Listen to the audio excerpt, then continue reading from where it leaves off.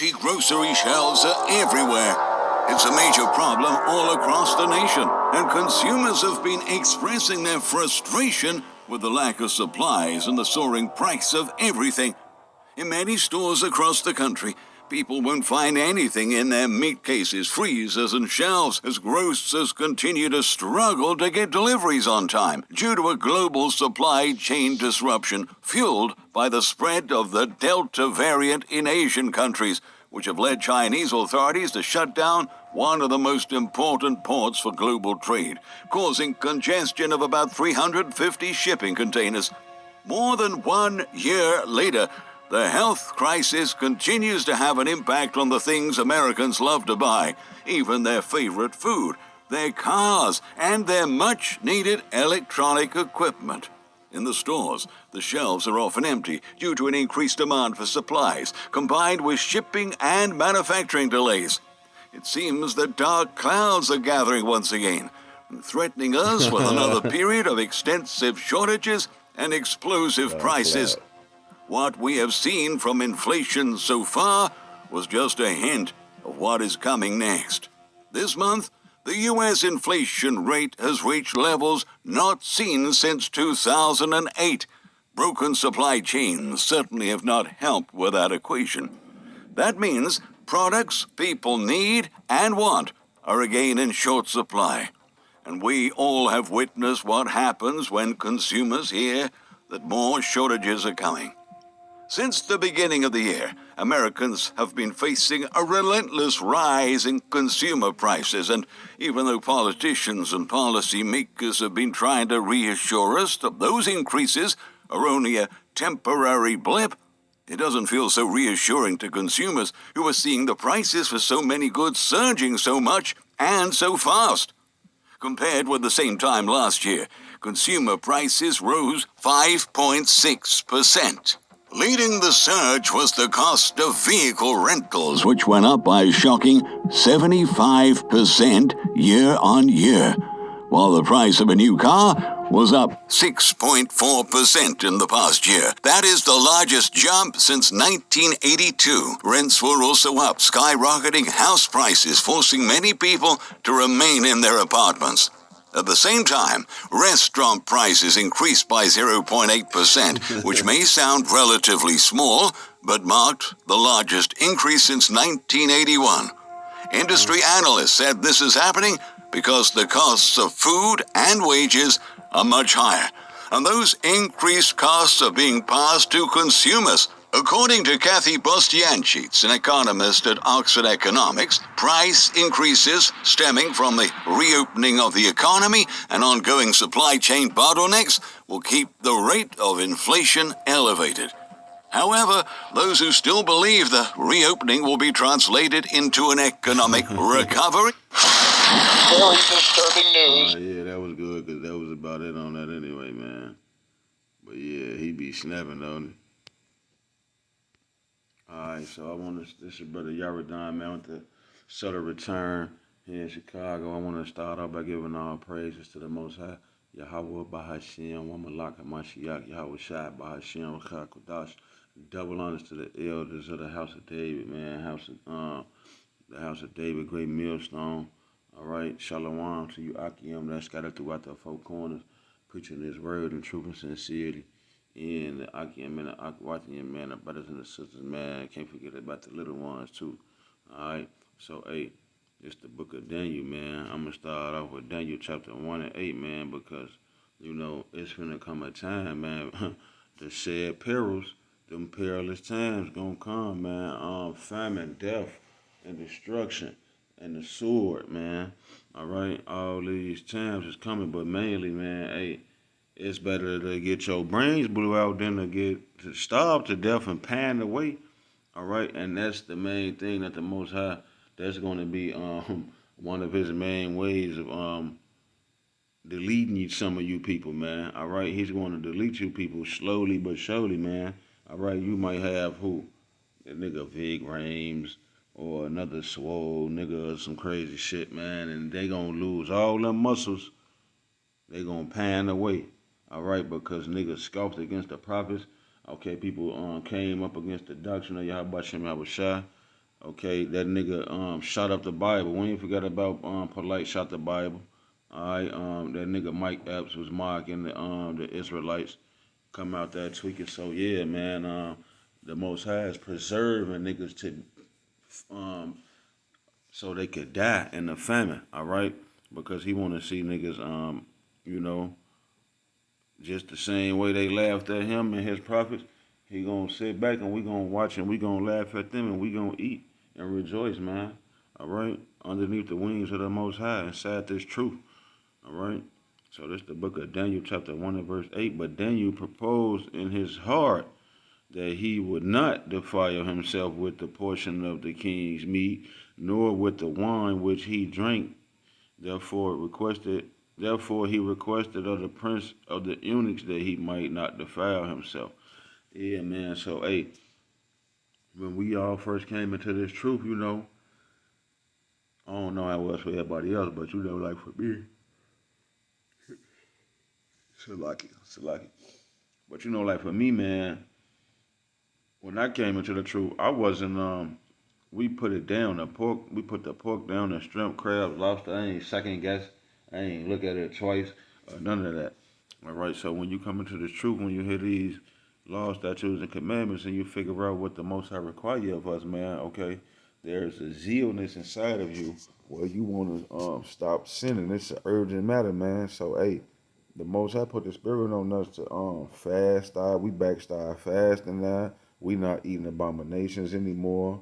All right, and hey, He's setting you people up. He got y'all in a trick bag because the way that the economy looking in America, it ain't gonna be shit for you niggas to eat during Jacob's trouble, man. All right, you gonna be putting salt on grass. You gonna be boiling grass with salt, talking about oodles and noodles. All right, because the Most High is finna turn this place into a barren desert land. It ain't gonna be no crops growing. It's gonna be hot. All right, it's gonna be martial law. You ain't gonna have time to tend to no crops because you're gonna have martial law troops kicking your dough in. All right, hitting you upside your head with the back of the M16. Okay, so all you Christians and all like you people who still out there eating whatever you want to, talking about the New Testament say we could get a pass. Well, hey, the death angel gonna pass right into your house, and then you gonna pass away. All right, and you gonna pan away. All right, when it comes down to this food, man, because we've made up in our heart and our mind that we will not defile ourselves with the unclean meats, man. All right, with the king's food, we've been going on fast, purging ourselves, purging other demons, and preparing our bodies to endure hunger pains, building up tolerance for hunger pains. Okay, see, you get other Israelites like who will teach you like you need to fast and you need to do this. Well, yeah, you need to fast to clean your spirit out, but also to prepare your body for the perilous times to come, the hour of temptation. All right, so we hoping that Yahweh Shai is going to keep us from that hour, man. That's why we totally dependent on him. I don't want nothing around me. All right, if you get it, if you accumulated it and you could get it and you could do it, then that's good for you. All praises. But like, take your generator and your guns and go on over there somewhere, cause I'm solely dependent on you. How about Shem? How we shot to lift up a standard. If he bless you to accumulate those things, then so be it. That's cool. But he say the wealth of the wicked is laid up for the just. So I wanted to be showing out on my behalf. The Spirit of the Lord to lift up a standard. I want to stumble across a mansion and live in the mansion and eat the Edomites, you know what I'm saying, they canned goods and all that shit while everybody else getting tortured and all type of hell breaking loose. We expecting the Most High to preserve us and shelter us underneath his wings, man. All right. Hey, so this is the book of Second Maccabees, chapter 7 and verse 1. It came to pass also that 7 brethren with their mother were taken and compelled by the king against the law to taste swine's flesh, and were tormented with scourges and whips. But one of them spake first and said thus, what wouldest thou ask or learn of us? We are ready to die, rather than to transgress the laws of our fathers. So these young brothers and they mama made it up in they mind too that they not gonna touch the pork. They not gonna be consumed with the matters of this world and bend and break so that they could integrate into a society that deems them 3/5 of a human being. Okay, so true men of the Lord really never cared about what nobody thought or felt. Like we gonna just do what's right, and we ain't gonna too much linger on about what's happened. All right, we gonna just focus on what's right and do that, man. We ain't gonna regard, the miscellaneous things, man. Okay, we wanna not be caught up in damn McDonald's and Wendy's. You know what I'm saying? You study going to buy them kids and McDonald's. You study going to buy Wendy's and you eating KFC every day. And then when you do cook in the crib, it ain't no vegetables. All right, and ain't no salad. You know what I'm saying? So like the Most High got the people in a trick bag, man, with this food shit. All right. That's why, not to boast and brag. The water Yahweh Shem Yahweh Shai was fearfully and wonderfully made. I just got a little speedy metabolism.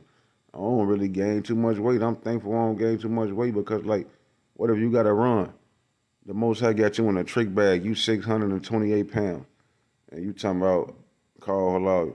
And then you going to have to run from the Edomites with the damn mechanical dogs.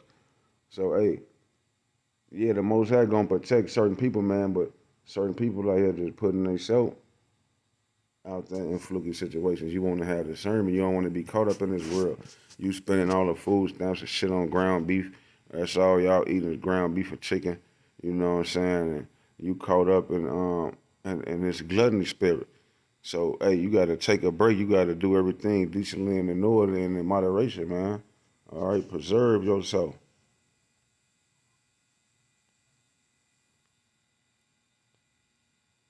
All right, now we know that this instance right here in Daniel 3 and 16, Shadrach, Meshach, and Abednego was dealing with Nebuchadnezzar because he wanted them to bow down to his image, the golden image. But it's the same thing with the food, man. They say we are not careful to answer thee in this matter. All right, Daniel 3 and 16, Shadrach, Meshach, and Abednego answered and said to the king, O Nebuchadnezzar, we are not careful to answer thee in this matter. Yeah, you gotta kind of be made up in your mind, like you not finna touch that or dibble and dabble in that, man. All right, you gotta take a break and be smooth, man, with the food thing, because hey, all hell finna break loose. It's finna get real hungry out here. Your ass gonna die. You gonna die, starve to death, cause you gonna be hungry, cause you don't know how to discipline yourself and just hold fast, hold off, go on a fast and hold off from eating, man. Refrain from the lust of the flesh, man. All right?